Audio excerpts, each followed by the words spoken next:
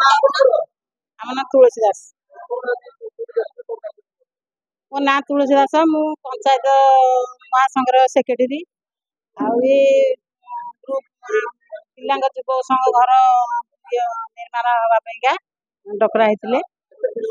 ଆମେ ବହୁତ ଖୁସି ଆମେ ଆମ ପାଇଁ ସବୁ କାର୍ଯ୍ୟକ୍ରମ କରନ୍ତି। ସବୁ ଆମର ମଧ୍ୟ ଏଠି ଗୋଟେ ଘର ବି ହବ ବୋଲିକି ଇଏ ହେଇଛି। ଆଉ ସବୁ ହେଇଛି ହବ ବୋଲିକି ସେ ସ୍ୱୀକାର କରିଛନ୍ତି। 2.5 ଲକ୍ଷ ଟଙ୍କା ଦେଇଥିଲେ, ସେ 2.5 ଲକ୍ଷ ଟଙ୍କା ଫେରି ଯାଇଛି। ଆମର ସମସ୍ତେ ସିଏ କହିଲେ ସେପଟେ ହବ, ଆମେ କହିଲୁ ଏପଟେ ହବ, ଏଇ ସେ ଫେରି ଯାଇଥିଲା। ଏବେ କୁହାକୁହି କରିବାରେ ସମସ୍ତେ ଅଛନ୍ତି ଏକମତ। ପ୍ରତିଶ୍ରୁତି ବହୁତ ଖୁସି ଅଛି। ରଶ୍ମିତା ଦାସ। ସୁନୀଲ ମହାନ୍ତି ଆସିଥିଲେ ତ, ଆଉ ଆମର କ୍ଲବ ଘର ହେଲା, କ୍ଲବ ଘର ପାଇଁକା ପଇସା କିଛି ଦେଲେ, ଆଉ ଆମର ସଂଘ ପାଇଁ ଗୋଷ୍ଠୀ ସଂଘ ପାଇଁକା ଘର ପାଇଁକା ପଇସା ଦେଲେ। ଭଲ, ବହୁତ ଖୁସି ଅଛୁ। ଆଉ ଆମେ ସମସ୍ତେ ଯୋଉ ଗୋଷ୍ଠୀ କରୁଥିଲୁ, ମିଟିଂ ହଉଥିଲା ଆମର ମାସକୁ ଥରେ ଲେଖା। ଆଉ ସେ ମିଟିଂ ଆମେ ସ୍କୁଲ ବାରଣ୍ଡାରେ କରୁଥିଲୁ। ବର୍ଷା ହଉଥିଲା, ଆମେ ଟିକେ ଓଦା ହେଇକି କରୁଥିଲୁ। ଆମକୁ ଗୋଟେ ରୁମ ଦେଲେ ଆମେ ବହୁତ ଖୁସି ହବୁ। ଆଉ ଆପଣ ଦେଖନ୍ତୁ, ବାଲିପଡ଼ା ପଞ୍ଚାୟତ ଗୋଟେ ପୁରୁଣା ପଞ୍ଚାୟତ। ଆମ ପିତା ସ୍ୱର୍ଗତ ମହେଶ୍ୱର ମହାନ୍ତିଙ୍କର ଗୋଟେ ପ୍ରିୟ ପଞ୍ଚାୟତ। ପଞ୍ଚାୟତ ସାଙ୍ଗରେ ଗୋଟେ ପାରିବାରିକ ସମ୍ପର୍କ ଆମର। ଅନେକ ସମୟ ହେଲାଣି, ଅନେକ କଥା ହେଇଛି। ଆଜି ଯୋଉ ଯୁବକ ସଂଘରେ ବସିছে ମଧ୍ୟ ମୋ ପିତାଙ୍କର ଅବଦାନ ଥିଲା।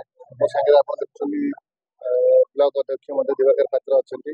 ତାଙ୍କର ବହୁତ ସହଯୋଗ ରହିଛି ଏ ପଞ୍ଚାୟତ ପ୍ରତି। ଏବଂ ତା ସହିତ ଏ ଯୋଉ ଯୁବକ ସଂଘରେ ଆମେ ବସିଛେ, ନୂତନ ଅନୁଦାନ ମଧ୍ୟ ମୋ ମୂଳରେ ଦିଆଯାଇଛି ଏବଂ ଆଜି ତାର ଶୁଭ ଉଦ୍ଘାଟନ କରାଯାଇଛି।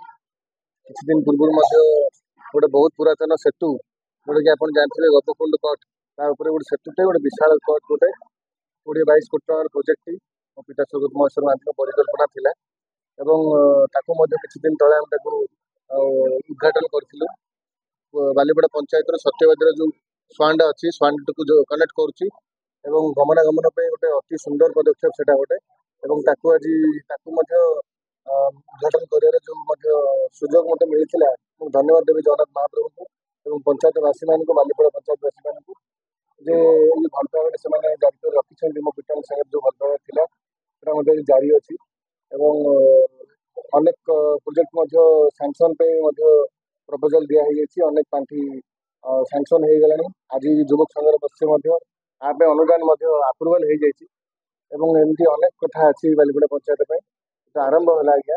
ଆଗାମୀ ସମୟରେ ବାଲିପଡ଼ା ପଞ୍ଚାୟତ ପାଇଁ ବହୁତ ଅବଦାନ ମୋ ପିତାଙ୍କର ଥିଲା ଏବଂ ଜଗନ୍ନାଥ ମହାପ୍ରଭୁଙ୍କ କୃପାରୁ ମଧ୍ୟ ମୋର ମଧ୍ୟ ଆକୁ ବହୁତ ରହିବ। ଦେଖନ୍ତୁ, ଆପଣ ଏଇନେ ଗୋଟିଏ ବର୍ଷ ହେଇଛି। ଗୋଟେ ବର୍ଷରେ ମୋ ପିତା ସ୍ୱର୍ଗତ ମହେଶ୍ୱର ମହାନ୍ତି ପାଖାପାଖି 25-30 ବର୍ଷରେ ଅନେକ କଥା କରିଛନ୍ତି। ମୋର ତ ଏଇ ଗୋଟେ ବର୍ଷ ହେଇଛି, ଆରମ୍ଭ ହେଇଛି। ଏ ଆରମ୍ଭରେ ମୁଁ ମୋର ଯାହା ଯାହା କର୍ତ୍ତବ୍ୟ ଅଛି ତାକୁ ତୁଲଉଛି। ଆଗାମୀ ସମୟରେ ମୁଁ ଆଶା କରୁଛି ମୋର ଯାହା କର୍ତ୍ତବ୍ୟ ଅଛି ମୁଁ ତାକୁ ସଠିକ ଭାବେ ଯେତେବେଳେ ଲୋକଙ୍କ ପାଖରେ ପହଞ୍ଚେଇ ପାରିବି, ସେ ଭଲ ପାଇବା ମୋ ପାଇଁ ଜାରି ରହିବ, ସେଇ ବିଶ୍ୱାସ ମୋର ଅଛି।